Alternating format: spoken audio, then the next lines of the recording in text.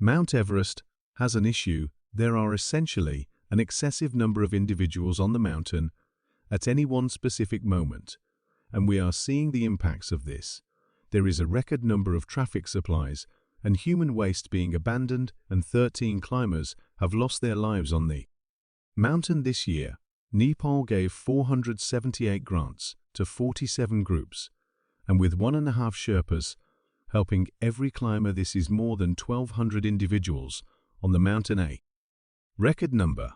This is for the most part to maintain their economy, as they depend intensely on the pay created by climbers, able to burn through thousands to get an opportunity of arriving at the tallest point on Earth. License charges, as well as the income produced for Sherpas in taxicabs and dad sellers on the road. We can all concur that a considerable lot of these individuals depend on the pay from climbers, and don't even get me going on the compensation of Sherpas, so it appears to be a means to an end. However, how might we lessen the gamble of the mountain and perhaps more significantly deal with Mother Earth? Well, there are drives to clean the mountains. For example, the Nepal Armed Force Mountain Cleanup Crusade. However, we saw for the current year, one of the Sherpas, a piece of this drive, unfortunately died on May 16th. Actually, the grants are just expanding, and this implies more individuals who are not prepared to ascend Everest will test their karma, expanding the gamble for themselves, as well as those that generally in attempting to accomplish a long-lasting dream. Dr. Peter Blade was an anesthesiologist from Canada who, yet again, was prepared to satisfy his objective of arriving at the most elevated point on the planet. Peter, initially from South Africa, had begun moving at 9 years old, and from that point forward grew up with the craving of taking on Everest, while Peter fostered an adoration for moving at an early age. It would take a secondary lounge to his profession and family. Yet subsequent to graduating clinical school in South Africa, moving to Canada, making an effective anesthesiology work on wedding his first love, Saritha, and becoming a dad of 2, he would see as a ravenous to move following quite a while of preparing. In 2019, at 59 years old, Peter would take on the tallest top in North America, Denali. He would effectively highest point, the 6,195-meter top, and commend one of the best snapshots of his life. Yet the thirst would go on as Peter would move his sights to Everest. He would choose to make the excursion to Everest. With Madison Mountaineering, you might have heard the name a few times in the event that you have seen a portion of my different recordings, as they are one of the most famous mountain administrations. Obviously, Peter would be scaling the southeast course through Nepal and be following the standard acclimatization plan, which comprised of various excursions on the mountain, each time arriving at a higher point, investing a few energy at the higher elevation, and afterwards slipping back to headquarters to rest. This photograph, taken by incredible climber Garrett Madison, showed Peter on April 28 the navigating through the Khumbu Icefall on one of these acclimatization trips, and on May 16 Peter would present his own photograph on his own Instagram of him in crossing the icefall for the last time, as they were making a highest point. Push the inscription would peruse ice, getting over, and the Khumbu Icefall today. Ideal day to scale the mountain would be norm, and the group would show up at Camp 4, simply under the passing zone at 7,950 meters without episode. They would get ready for the last culmination push, and this is where the subtleties get a little fluffy.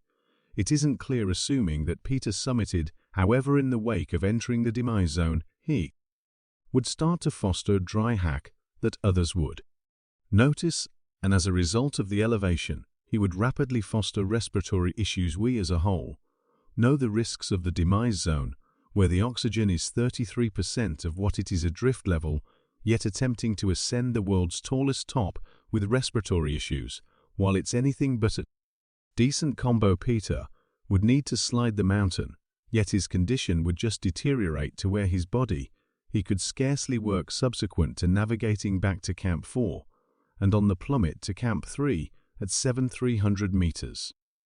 Not long prior to arriving at the security of the tents, Peter's body would tragically fall. The 63-year-old would die.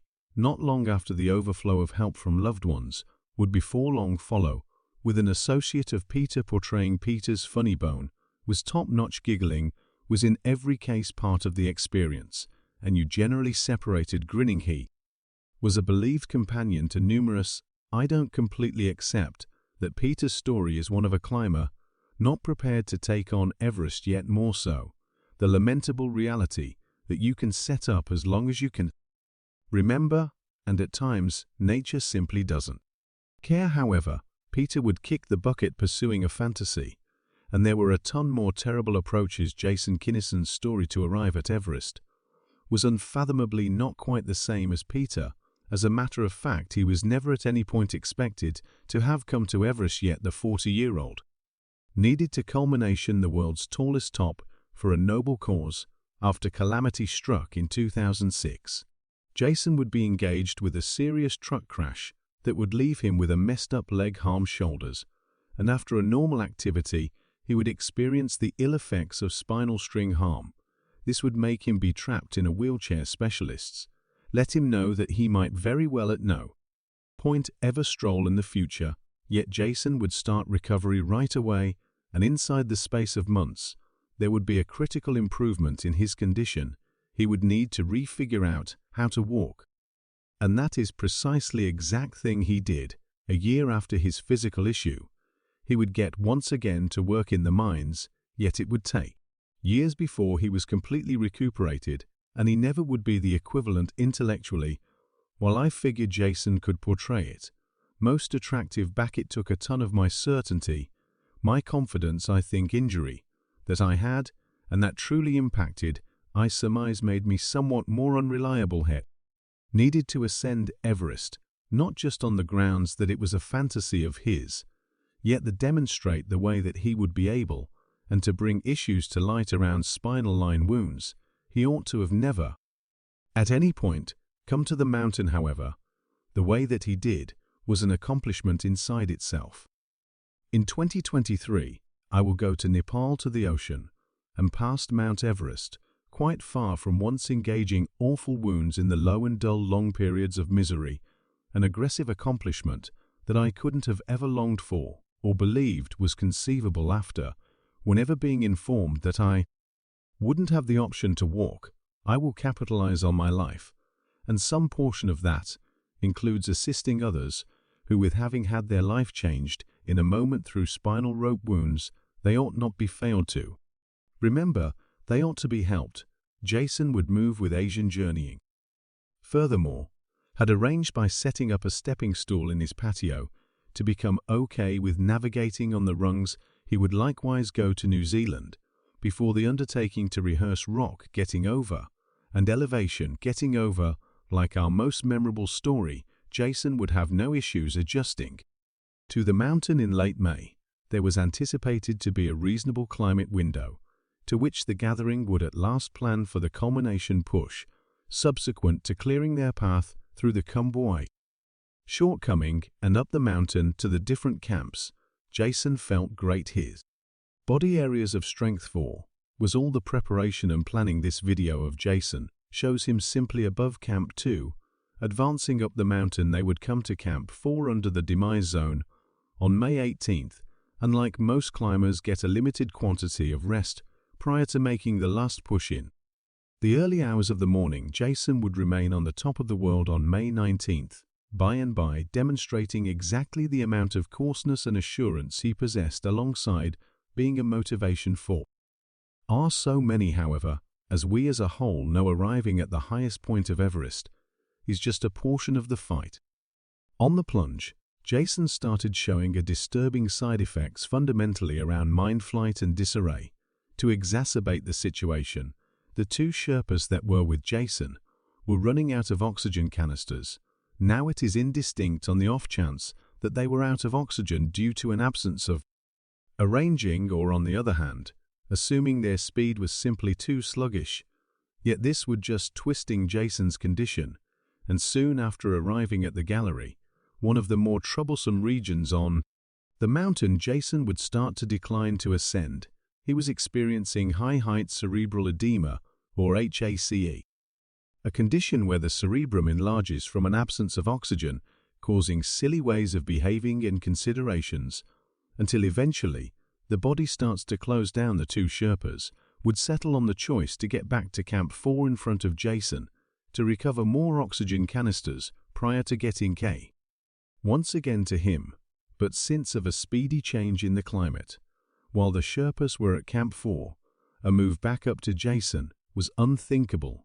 Tragically, Jason would implode simply over the gallery at 8,500 meters and would unfortunately take his last breath like most climbers, who might unfortunately die in the passing zone.